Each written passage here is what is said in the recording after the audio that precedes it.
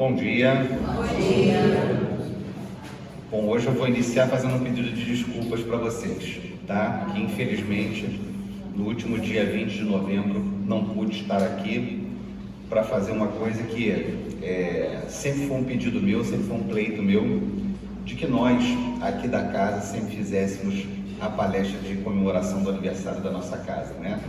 Então, assim, há 10 anos, desde 2012, eu vinha fazendo aqui nos domingos essa palestra, mas infelizmente no último dia 20 de novembro não pude comparecer, né? A gente ainda está sentindo aí essa parte final da pandemia da Covid, né? Então tive meu filho e a minha esposa ficaram com Covid, depois a minha mãe também teve Covid, né? Então fiquei algumas semanas aqui afastado da casa. Mas como tudo acontece tem um motivo, fiquei muito feliz e depois pude assistir a palestra da nossa irmã Rosângela, que inclusive aniversariando neste dia, né? Depois vamos dar um abraço nela, porque a palestra da Rosângela foi muito bacana, muito boa, muito profunda, então a minha ausência aqui não foi sentida, né?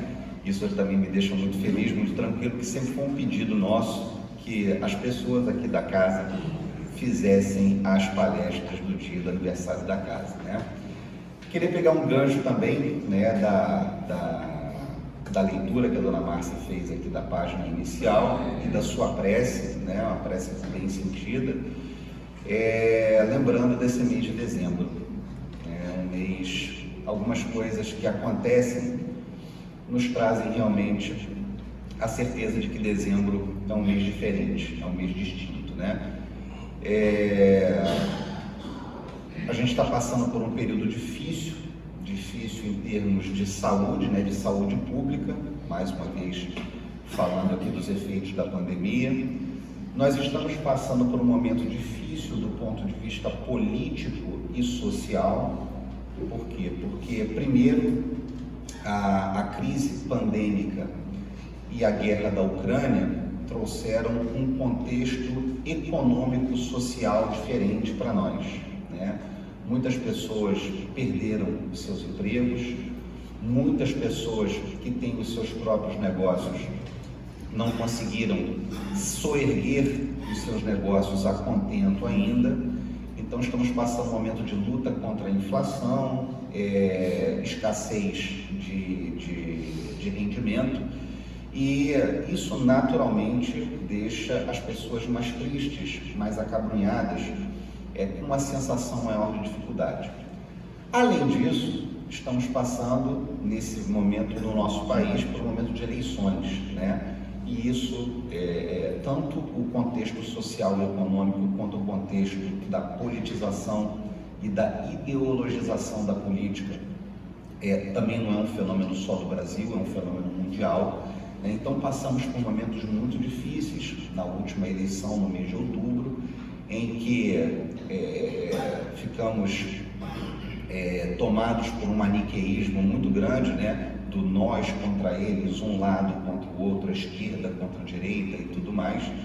E isso realmente traz um clima de muita animosidade entre as pessoas. Não são poucas as pessoas com quem eu converso no meu ambiente de trabalho, na minha vizinhança, no próprio ambiente da casa, pessoas do nosso conhecimento que tiveram suas relações estremecidas com amigos de longa data, com a família. O grupo de WhatsApp da família então vira um inferno, né? As pessoas realmente não conseguem respeitar o posicionamento uma das outras. Mas teve uma coisa que me chamou a atenção ontem. Eu fui ao supermercado comprar algumas coisas lá para casa, né? Minha esposa estava com as crianças na igreja, que estão se preparando para a cantata lá de Natal. Então eu fui ao Pão de Açúcar, né? E final de semana vocês sabem como é que é supermercado, né? Nunca está vazio. Está todo mundo sem dinheiro, mas nunca está vazio. E eu estava passando pelo supermercado, aquilo tudo muito cheio, e venho notando, né, que as pessoas, ou melhor, vinha notando que as pessoas às vezes se esbarravam, às vezes iam pegar as mesmas coisas, e todas elas, sem exceção, com muito pudor de trazer qualquer aspecto negativo do companheiro do lado. Então, assim, ontem foi um dia desse mês em muito tempo que eu recebi muitos pedidos de desculpas. Desculpa por ter desbarrado, desculpa por ter pego isso, desculpa por ter pego aquilo. E as pessoas realmente imbuídas no sentido de realmente não quererem brigar, não querer confusão. Nós tivemos a Copa do Mundo, né, que se encerra hoje, por sinal. Fica tranquilo que vou terminar no tempo aqui para todo mundo poder ver o jogo em casa. Tivemos a Copa do Mundo e uma coisa nessa Copa do Mundo me chamou a atenção depois de muitos anos, né? Eu acompanho futebol há muito tempo, gosto de futebol e gosto muito da seleção brasileira, muito mesmo, né?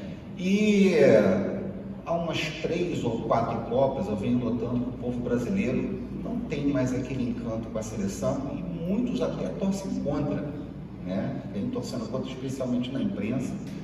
Nessa Copa do Mundo, não. Nessa Copa do Mundo, no mês de dezembro, né, eu vi as pessoas esquecendo até a polarização política, torcendo juntas e torcendo bastante para a nossa seleção, como há muito tempo eu não vejo uma Copa realizada em dezembro.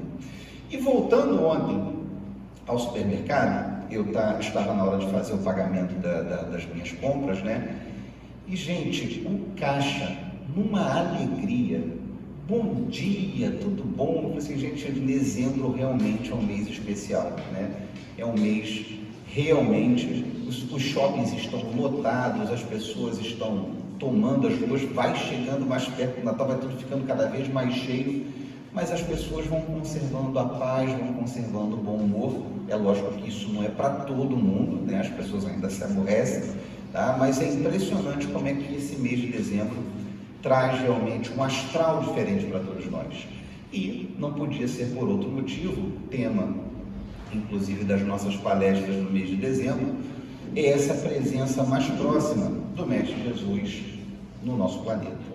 Onde ele fica mais perto, onde ele chega mais perto de nós, onde, em especial na noite de Natal, onde as pessoas confraternizam o seu nascimento, né? Nós temos assim, ao que parece o Natal como uma data muito comercial, uma data da comelança, uma data de beber de forma exacerbada, uma data de troca de presentes. Temos o Natal como essa data, mas intimamente é do nosso pleno conhecimento a presença desse Mestre maravilhoso nas nossas vidas, mais próximo desse mês de dezembro. E por isso esse astral, e por isso tudo que a gente está vivendo nesse mês de dezembro, né? E não podia ser diferente, a gente traz esse astral também aqui para a nossa casa, para que possamos levar para os nossos lares, a partir das lições que nós aprendemos aqui, um pouco de entendimento maior sobre o que seja esse mestre, sobre o que esse mestre deixou de legado para nós do ponto de vista cristão, do ponto de vista da religiosidade, do ponto de vista da doutrinação, do ponto de vista da filosofia. Todos os ensinos de Jesus são muito importantes e são o norte para nós, espíritas, daquilo que nós queremos ser. Não é à toa que Kardec pergunta no Livro dos Espíritos qual o guia e modelo que a humanidade deve seguir para ter como exemplo para a sua evolução espiritual, para que subamos cada vez mais as escadas da evolução. E a resposta dos Espíritos é muito simples, né? O nosso guia e modelo não poderia ser outro senão Jesus. Aquele que com a sua bondade, aquele que com o seu entendimento, aquele que com o seu senso de justiça, trouxe para nós um modelo que nós devemos seguir. Muitos temos Jesus como uma figura inatingível, como aquele Cristo resplandecente de luz. E nesse momento, parece que para nós, da nossa escala evolutiva, que nós realmente temos Jesus como uma figura inatingível. Mas o próprio Mestre disse para nós que se nós cultivarmos a nossa fé, cultivarmos o nosso entendimento, aprendermos e entendermos a verdade, que essa verdade nos libertará. Nos libertará e nos permitirá fazer tantos prodígios como ele fez, a partir da nossa evolução espiritual, a partir do nosso entendimento dos fenômenos da natureza, a partir do nosso entendimento do que seja Deus, esse Pai soberanamente justo e bom, que dá a cada um de nós a oportunidade de construirmos um futuro melhor e uma vida melhor para cada um de nós. Então, a partir desse entendimento, é que nós, na qualidade de espíritas e principalmente na qualidade de cristãos, poderemos construir um futuro melhor. Poderemos construir um futuro de paz, trazendo para nós a paz que nós tanto necessitamos e que tanto queremos construir para esse mundo. Então, depois de fazer essa breve explanação sobre a questão de Jesus conosco, um tema que me coube hoje são os milagres do Evangelho. Como nós sabemos, a Bíblia, ela é dividida em duas partes: o Antigo Testamento e o Novo Testamento. O Antigo Testamento traz toda a história do povo hebreu, toda a construção de como se formou esse povo e como se formou os aspectos morais do povo hebreu, muito calcados ainda na lei de Moisés, uma lei que traz para nós a existência perene de um Deus único, um Deus que nos deixa uma lei de justiça, calcada nos 10 mandamentos retirados do Monte Sinai, mas ainda uma lei que é muito dura, ainda muito calcada no olho por olho, dente por dente, ainda calcado num Deus dos exércitos, que tem preferência por um povo específico, o povo hebreu, que quando andava dentro das leis divinas, era protegido por esse Deus, mas quando não andava dentro dessas leis divinas, era levado, por exemplo, à escravidão, como aconteceu na escravidão com os egípcios e com os babilônios. Então, essa figura do Deus dos exércitos, um Deus que era protetor de um povo guerreiro e que necessitava cumprir estritamente os limites da lei, é o que se apresenta como figura para nós no Antigo Testamento. Mas nós temos também o Novo Testamento. Novo Testamento, que é formado principalmente pelos 4 evangelhos, pelas epístolas de Paulo, pelas epístolas de João, de Tiago, e pelo livro de Apocalipse. Então, assim, o Novo Testamento, que é diametralmente oposto do Antigo, traz, em especial nos 4 evangelhos, os 3 sinóticos e o Evangelho de João, traz a figura de uma mudança de paradigma na percepção da religiosidade e da lei divina no planeta Terra. Traz a presença do Mestre Jesus, que revoluciona o entendimento da lei divina e da sua percepção e da sua atuação no nosso andar por esse planeta. Quando antes nós tínhamos um Deus dos exércitos, que tinha um povo escolhido e que precisava andar estritamente nos limites dessa lei, com o Novo Testamento, Jesus nos traz a ideia de um Deus de amor, de um Deus como um Pai, de um Deus que é soberanamente justo e bom, de um Deus que compreende as dificuldades de seus filhos e que materializa o entendimento dessas dificuldades pela lei do perdão. Então, assim, em muitos aspectos do Novo Testamento, a grande revolução que se opera da lei mosaica para o entendimento de Jesus acerca da lei divina se calca na ideia do perdão.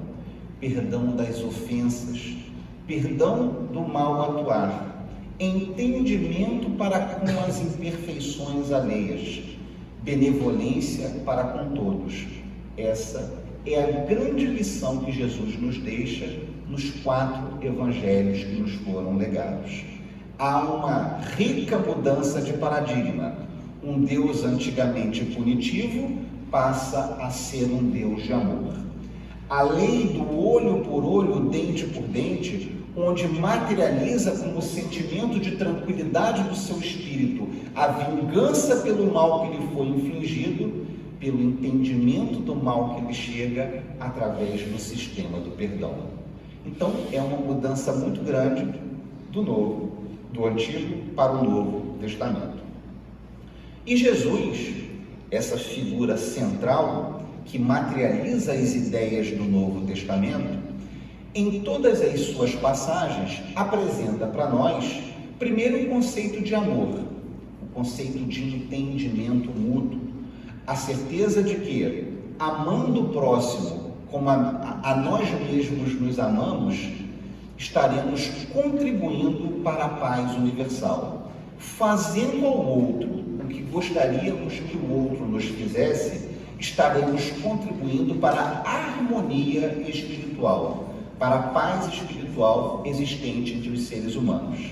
E, em especial, essa materialização do conceito de perdão, do entendimento das imperfeições alheias, esse entendimento que é muito importante, e da cessação do instrumento de vingança.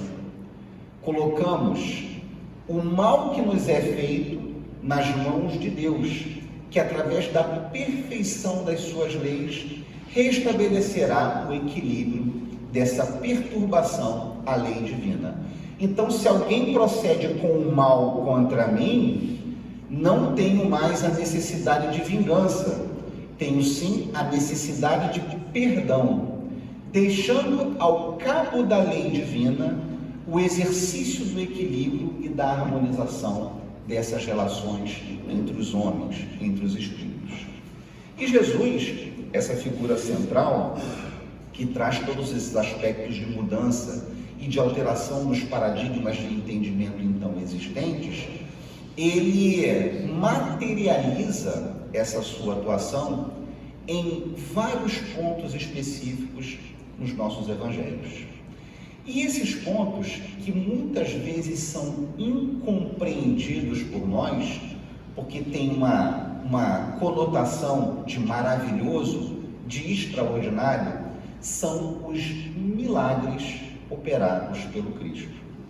Em vários pontos do Evangelho, como por exemplo na cura de leprosos e de cegos, como por exemplo a cura da mulher com hemorragia, como nas bodas de Caná, como na multiplicação de pães e peixes, como na ressuscitação de Lázaro e da filha de Jairo.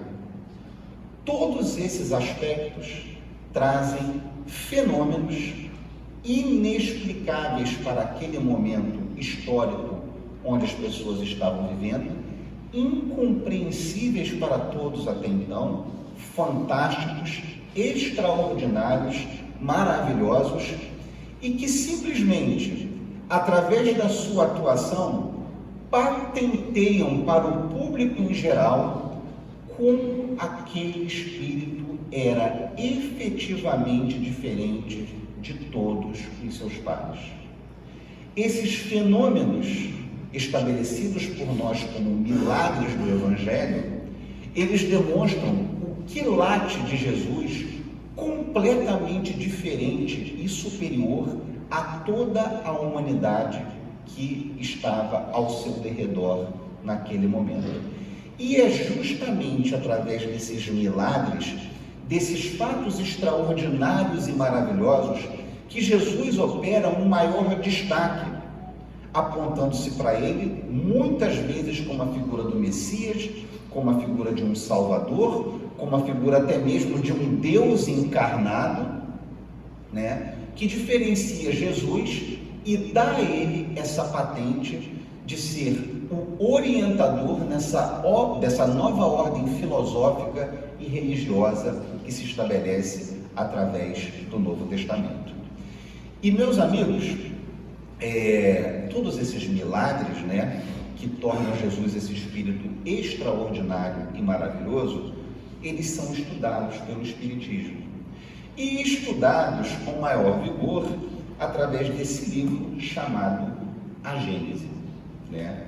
Aqui, Kardec tem capítulos específicos explicando o que seriam milagres, de onde se derivam esses milagres, que no entender kardeciano se deriva da manipulação do fluido cósmico universal, como nós conhecemos, que se subdivide em vários outros fluidos, permitindo a sua operação por espíritos de escola, e ele fala especificamente dos milagres do Evangelho.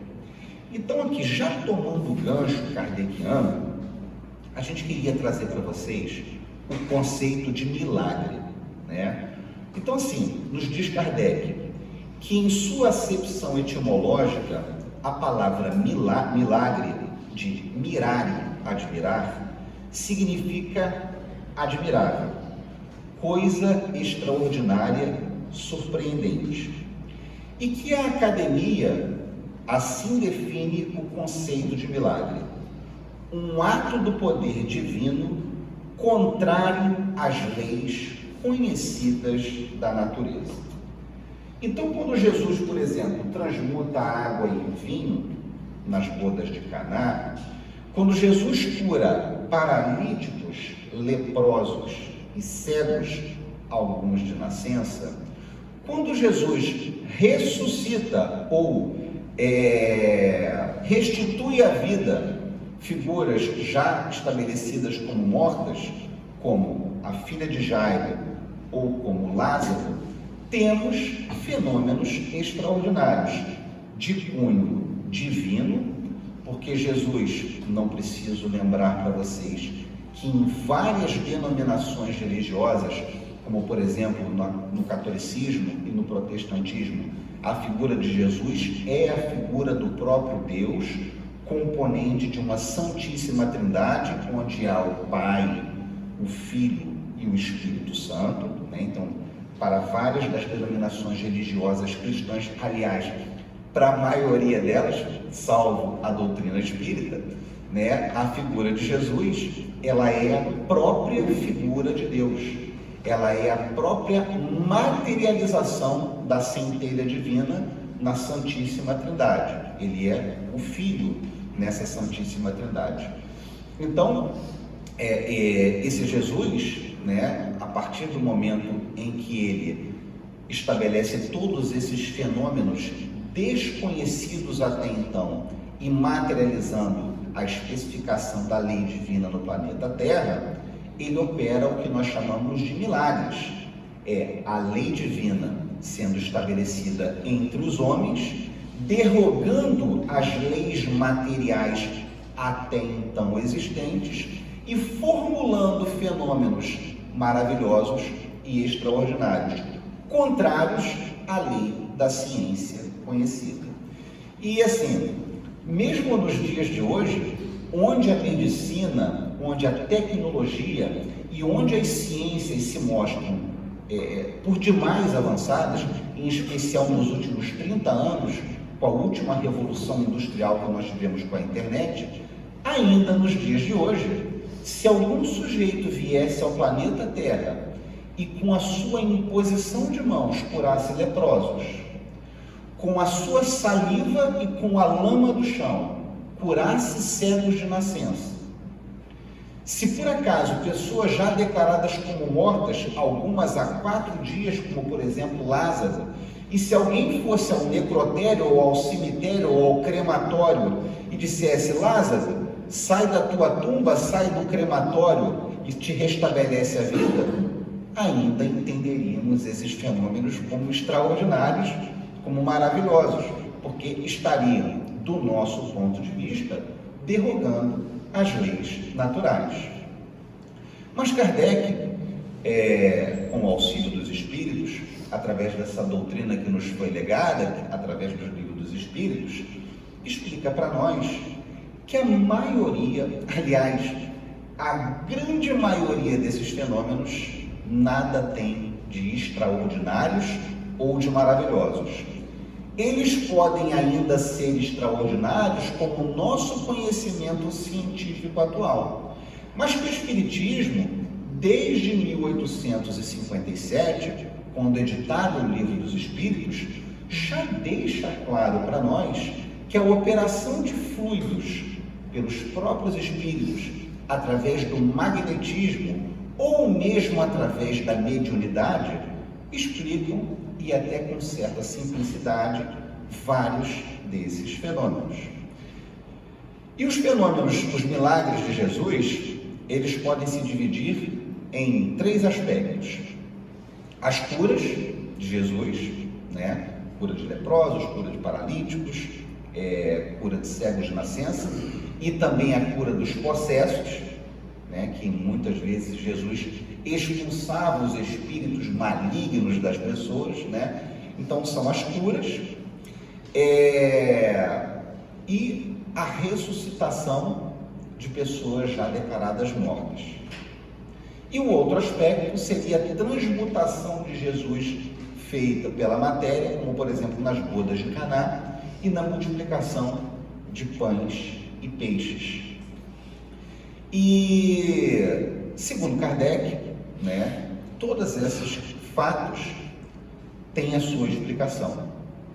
Quando nós falamos de curas milagrosas, curas extraordinárias, devemos ter em conta o seguinte: meus amigos, Jesus foi a maior luz que habitou o nosso planeta. Espírito já considerado perfeito, participou da construção, da engenharia de nosso planeta. Então, quando se diz no Evangelho de João de que Jesus era o Verbo, de que estava presente a criação do mundo, João não mente em momento nenhum. Jesus presidiu juntamente com Deus, governou junto com Deus a formação de nosso planeta.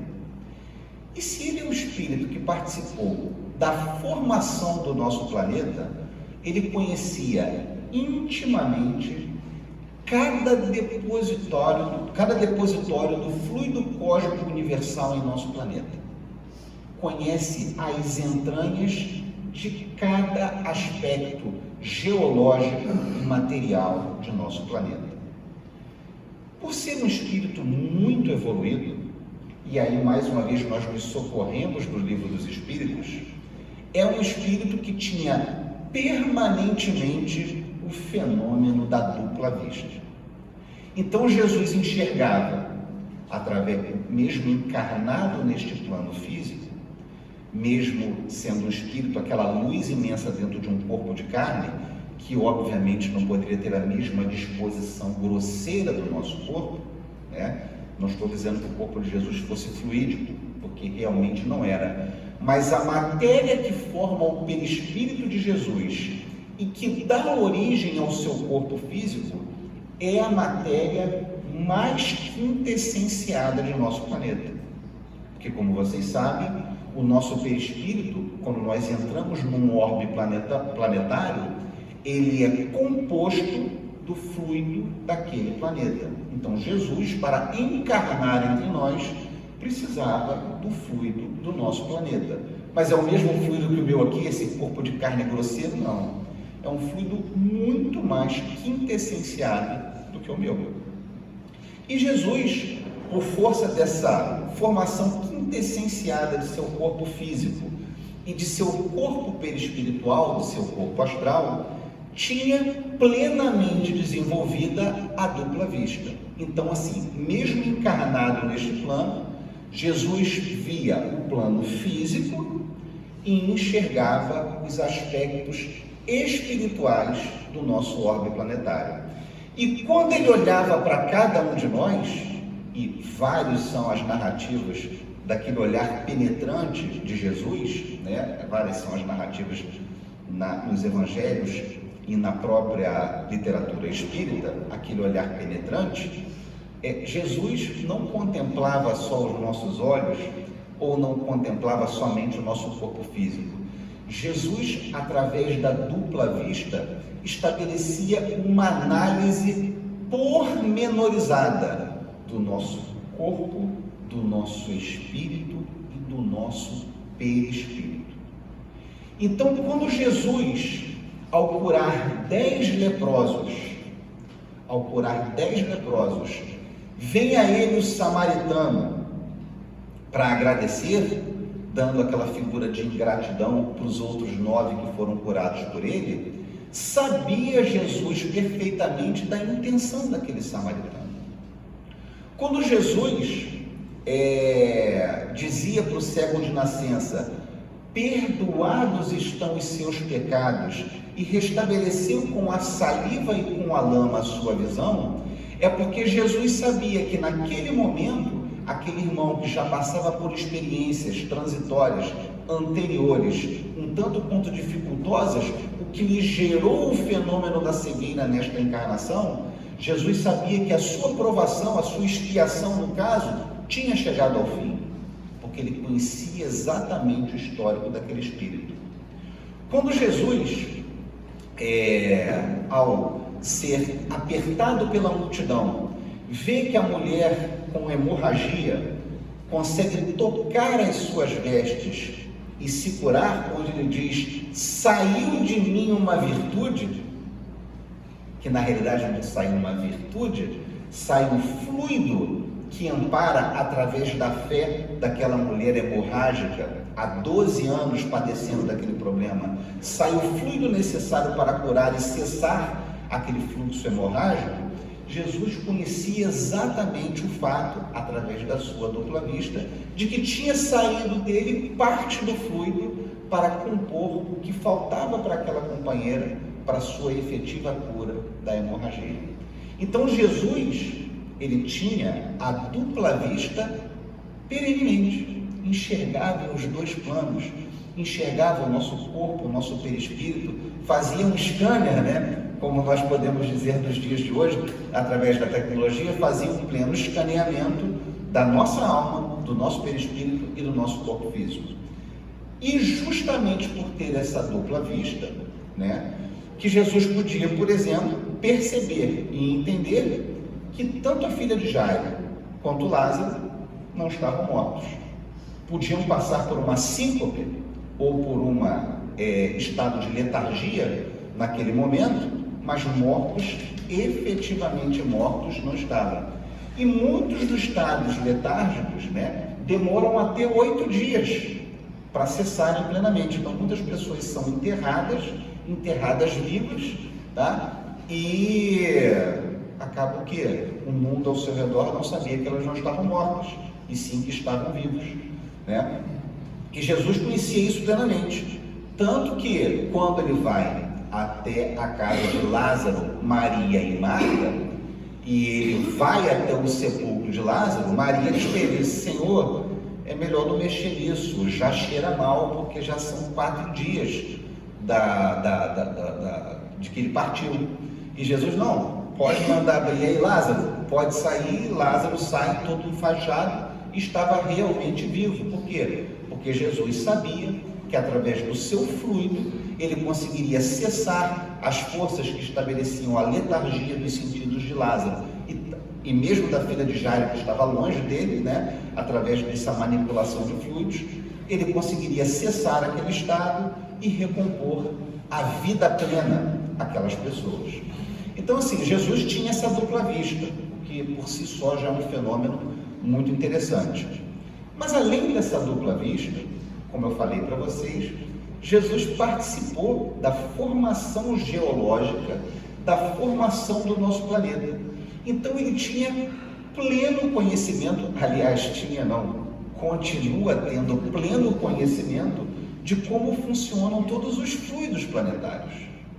E através da manipulação desses fluidos, por força do magnetismo, Jesus, que muito se fala de que é o maior médium de todos os tempos.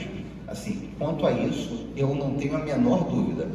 Só, obviamente, não podemos concordar que Jesus seja médium de espíritos comuns. Porque, assim, se existe um espírito de luz e que está no topo da cadeia alimentar dos espíritos, é ele. Então, assim, a única mediunidade que poderia ser exercida de Jesus é através do próprio Deus. Por isso que se diz que Jesus seria o médium de Deus. E, obviamente, tendo o pleno conhecimento de todos os fluidos que formam o nosso planeta, Jesus conseguia extrair dos próprios aspectos geológicos do planeta, como a água e a lama, por exemplo, como a sua saliva com a lama, e curar cegos. E através da sua imposição de mãos, curar, por exemplo, leprosos. Por quê? Porque através da sua plena manipulação dos fluidos planetários, Jesus consegue recompor e reequilibrar as forças em especial de nossos corpos físicos. Esse sim, o fenômeno da cura. E mesmo quando ele não tem a nítida intenção de fazê-lo, como na cura da mulher com hemorragia, todo o conteúdo fluídico por ele estabelecido, que encontra o correto anteparo e a correta corrente através da fé daquela mulher que queria se curar, quando você faz esse encontro do fluido de Jesus com a fé intensa dessa mulher, e o próprio Jesus nos diz que a nossa fé moverá montanhas, se for da nossa vontade, essa fé, em contato com esse fluido, estabeleceu a plena recuperação daquela mulher que sofria hemorragia por 12 anos. Então, assim, as curas estabelecidas por Jesus e as ressuscitações estabelecidas por ele, nada mais são do que um fenômeno natural, a manipulação de fluidos por um espírito que tem o pleno conhecimento dos fluidos existentes no nosso planeta e que os manipula através de uma força simples, que é a força do magnetismo. E em estabelecendo essa união de forças, ele consegue reestruturar nossos corpos físicos e reestabelecer a nossa saúde quando a nossa saúde está desequilibrada. E, gente, olha só, isso é uma coisa muito simples, né? Porque isso se opera mesmo assim, a olhos vistos para nós. Quantas pessoas vocês conhecem, em especial nesse momento de pandemia que nós estamos vivendo, que tratando das pessoas com Covid, estando próximas das pessoas com Covid, simplesmente não pegam? E vocês sabem, né? A transmissão de vírus é muito simples. Assim, eu falando aqui com vocês, lançando essas gotículas aqui no ar ao falar, assim, se eu estiver com Covid, a chance de contaminá-los aqui é mais de 90%. Por que as pessoas, às vezes, que em contato, né, simplesmente não pegam? Que proteção é essa? Nada mais é do que o pleno equilíbrio dos fluidos existentes no seu corpo. Muito embora você tenha todos os aspectos favoráveis para receber aquela carga viral, o seu corpo simplesmente, por algum motivo específico, está tão protegido, a sua atuação nesse planeta está tão eivada de saúde naquele momento, que o fluido simplesmente não te pega e você se torna imune àquela carga viral. Quantas pessoas que trabalharam e trabalham como, por exemplo, Maria de Magdala, que optou na sua vida por trabalhar com leprosos, e a hanseníase, né, que é o nome da doença, a hanseníase, hoje, se ela for tratada nos seus estágios iniciais, ela tem plena cura. Mas naquele momento a cura, ela não era de forma alguma permitida, né? Não era possível, porque a ciência não tinha o conhecimento lá do bacilo de Hansen. Então, se as pessoas, quando contraíam a lepra, né, a hanseníase, elas eram isoladas para viver fora da sociedade. E muitos missionários iam ter com essas pessoas nos chamados vales dos leprosos, nesses locais isolados. E muitas pessoas trabalhavam com leprosos a sua vida inteira e não pegavam hanseníase. Não tinham. Não desenvolviam essa doença. Então, sim, isso nada tem de maravilhoso, de extraordinário. O que tem de maravilhoso e extraordinário é o conhecimento de Jesus acerca desses fluidos, acerca da natureza desses fluidos que são operados. E, gente, como o tempo corre, né? Assim, a gente já vai aqui caminhando para os últimos 5 minutos do que a gente tem que falar. Mas eu acho que ficou bastante claro para nós de que não existem milagres, né, do ponto de vista de um aspecto divino que venha derrogar as leis naturais, porque tudo isso tem plena explicação. Mas o que eu queria terminar falando, né, embora aqui tenha dito peremptoriamente que milagres não existem, eu queria falar de um outro conceito de milagre, e que esse sim é do nosso pleno conhecimento e que muitas vezes acontece na vida de cada um de nós e nós não nos damos conta. Se nós pegarmos na história do cristianismo, há dois exemplos que são bastante fortes e bastante emblemáticos para que nós possamos entender como funciona um milagre na nossa vida.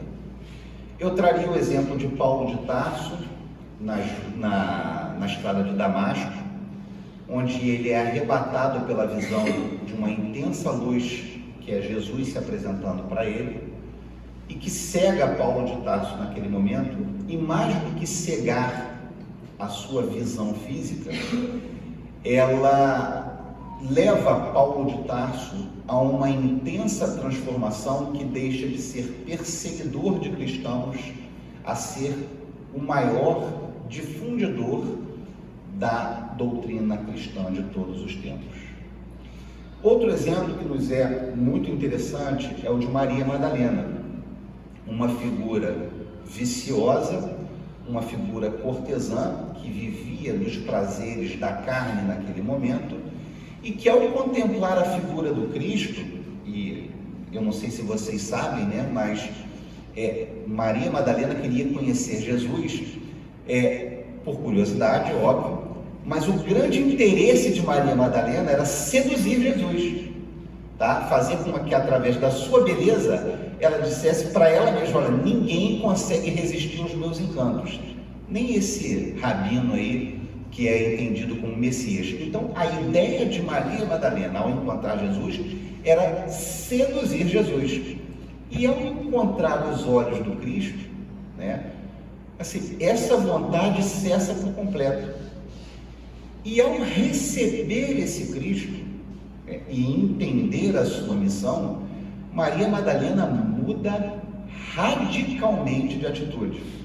De cortesã e de sustentada pelos prazeres da carne, passa a ser uma intensa doadora do ponto de vista financeiro da missão do Cristo e uma doadora universal a todos aqueles pobres e em sofrimento. Não por outro motivo, Maria Madalena termina os seus dias servindo aos leprosos. Então, essas duas figuras, né, elas estabelecem para nós o grande milagre que o Cristo opera nas nossas vidas. Quando nós entendemos a missão do Cristo, quando nós entendemos a sua doutrina de paz, de amor, de construção de coisas positivas para a nossa vida, e compreender não é só o entendimento do ponto de vista intelectual, mas o entendimento do ponto de vista moral. E o entendimento do ponto de vista moral, a correta compreensão do que seja esse Messias, do que seja esse Jesus, nós não podemos nos divorciar de dois conceitos que são importantíssimos para a nossa elevação espiritual. O primeiro deles é amar ao próximo como nós amamos a nós próprios, como nós amamos os nossos filhos, como nós amamos aqueles que nos são próximos. Um amor que é um amor ainda superior ao amor de mãe, que mesmo quando transpassados os laços da carne, através da morte de um filho amado, a mãe, ela continua acompanhando esse filho, seja quando ela parte para o plano espiritual, e esse amor de mãe permite que ela esteja aqui perto de seus filhos, mesmo quando o filho parte para a pátria espiritual, onde a mãe continua lembrando do seu filho amado que partiu antes dela. Que esse amor do Cristo é um amor ainda maior do que o amor de mãe, porque é o amor que nos permite amar o nosso próximo como a nós mesmos. E como materializar esse amar o próximo como amamos a nós mesmos? Através de um outro mandamento muito simples de entender, mas difícil de praticar, que é fazer ao outro o que gostaríamos que o outro nos fizesse. São dois conceitos simples, mas que, se somente entendidos e não compreendidos, e compreendido aqui eu entendo por viver esse sentimento, esse milagre não se opera nas nossas vidas. Não se opera nas nossas vidas. E em falando em milagre, eu estava ouvindo essa semana, eu prometo que agora eu vou acabar mesmo, eu estava ouvindo essa semana uma palestra de Divaldo, né? E justamente uma palestra de Divaldo sobre milagres. E como os milagres se operam na nossa vida dia após dia e nós não percebemos. E Divaldo conta uma história muito interessante de um alto executivo americano. Tá? Esse alto executivo americano, que embora acreditasse em Deus, não conseguia viver esse Deus na sua vida, porque muitos de nós acreditamos em Deus, né, por uma questão até pragmática. É porque quem criou isso tudo? Só pode ter sido Deus. Agora, muitos de nós acreditamos que Deus não se preocupa com certas coisas, né? E Deus se preocupa com tudo. Ele preside tudo, Ele sabe tudo, e não cai um fio de cabelo da nossa cabeça, se não for da permissão dele. E esse alto executivo americano, altíssimo salário, tinha uma esposa e 5 filhos. E sua esposa morre. Sua esposa morreu. E um dia ele, com os 5 filhos, num dia de grande nevasca na sua cidade, e você sabe que quando neva e neva de verdade, as pessoas não conseguem simplesmente sair de casa. Quando saem é com muita dificuldade, né? E ele estava lá, nesse dia, com os 5 filhos dentro de casa, sem poder sair de casa, lavando louça e falando. O nome da sua esposa era Esther. Esther, por que você foi embora, Esther? Olha só como é que eu estou, olha a minha situação. Por que você foi embora? Por que você me abandonou? Por que você fez uma coisa dessa comigo? E aí começaram os filhos. Papai, eu estou com fome. Tá bom, meu filho, eu vou ver isso para você. Por que você não tem condição de cuidar dessas 5 crianças? Não tem condição de se operar, e ir lá praguejando, lavando louça. E a outra filhinha vira para ele: papai, onde é que está o John? O John está escondido, papai. Minha filha, eu não sei, procure ele debaixo da cama, procure dentro do armário, não sei onde é que está o John. Papai, onde é que está o John? Aí a outra filha: pai, eu tenho prova de inglês amanhã, a gente precisa sair daqui, eu tenho prova de inglês para fazer. Tá bom, minha filha, já vai ver isso. E ele está começando a ficar, vocês sabem como é que é isso, né? Filho falando na nossa cabeça, a gente começa a ficar atarantado. E de repente, no meio dessa miríade de confusões, toca a campainha da casa do sujeito. Ele larga a louça, a filhinha: papai, o John, papai, eu quero saber onde é que está o John, onde é que o John está escondido. Olha, papai, me diz. Minha filha, vai olhar debaixo da cama. Não, mas ele não está, papai. E aí ele vai até a porta. Quando ele abre, tem um morador de rua na sua porta. Aí ele está pensando assim: meu irmão, olha só, era só o que me faltava. O que você quer, meu amigo?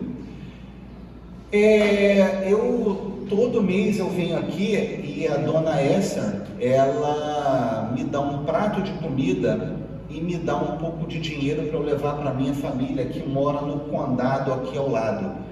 Ele olha bem dentro da cara daquele sujeito e fala assim: não é possível que isso está acontecendo comigo nesse momento. Ele: meu amigo, eu não tenho nada na geladeira, nada. Aí o rapaz: não é possível, porque a senhora Esther sempre tinha alguma coisa dentro da geladeira, ela sempre esquentava, eu comia aqui na sua cozinha e depois ela me dava dinheiro e eu ia embora. Mas isso não vai acontecer hoje. E aí a menininha: pai, onde é que está o John, pai? Eu não consigo achar o John. E a outra: pai, minha prova de inglês, você tem que estudar comigo. E eu: meu material para amanhã. Pai, o John. Pai, eu não consigo achar o John. Minha filha, vai olhar no armário, vai olhar debaixo da... Já olhei, papai, olha debaixo do tapete. Eu não sei onde é que está o John. E o outro: o senhor pode preparar comida para eu levar? E aí ele: meu amigo, olha só, deixa eu fazer o seguinte para você. Eu vou te dar um dinheiro aqui, tá? Você entregou $2 pro cara. Aí o cara falou assim: não, mas a senhora Esther sempre me dava $10. E ele, cara, não acredito que isso está acontecendo. E a menininha, pai, o John, eu preciso achar o John, pai. Minha filha, você já olhou atrás da cortina? Você já olhou na estante da sala? Papai, eu não encontro o John. E o mendigo insistiu. O senhor pode, por favor, abrir a geladeira? Que eu estou com fome, eu preciso comer. Meu amigo, eu não vou abrir a geladeira. Não, por favor, olha só, está me nevando. Eu não posso sair daqui sem comida. Aí ele, cara, não é possível um negócio desse. Ele disse, meu amigo, entra aqui, senta aqui na cozinha. Ele abre a geladeira e John estava dentro da geladeira. E já cianótico, por conta do tempo que ele estava na geladeira. Ele sai correndo, pega o filho, leva para o hospital, chega no hospital com o filho naquela situação, e depois de 1 hora, o médico fala assim, olha, ainda bem que o senhor trouxe o John, porque se ele ficasse mais alguns minutos na geladeira, os danos cerebrais seriam irreversíveis.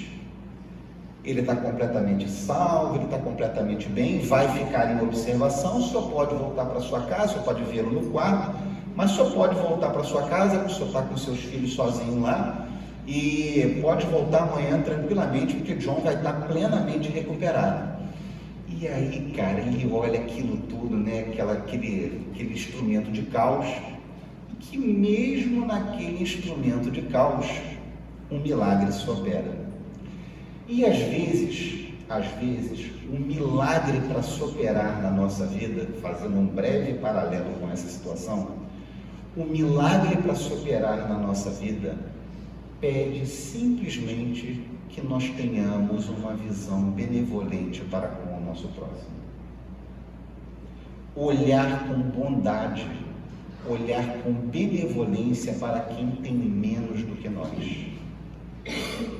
É simplesmente materializar para nós fazer ao outro o que gostaríamos que o outro nos fizesse. E com essa historinha de Divaldo, eu deixo vocês aqui. Nós teremos 2 semanas de recesso, né? Teremos 2 semanas de recesso. Desejo a todos vocês um Feliz Natal, um Feliz Ano Novo e um 2023 que a partir desse Natal opere grandes milagres na vida da gente. Um beijo no coração de todos, fiquem todos com Deus. Vou beber minha água agora, esse milagre aqui vai dar 2 horas.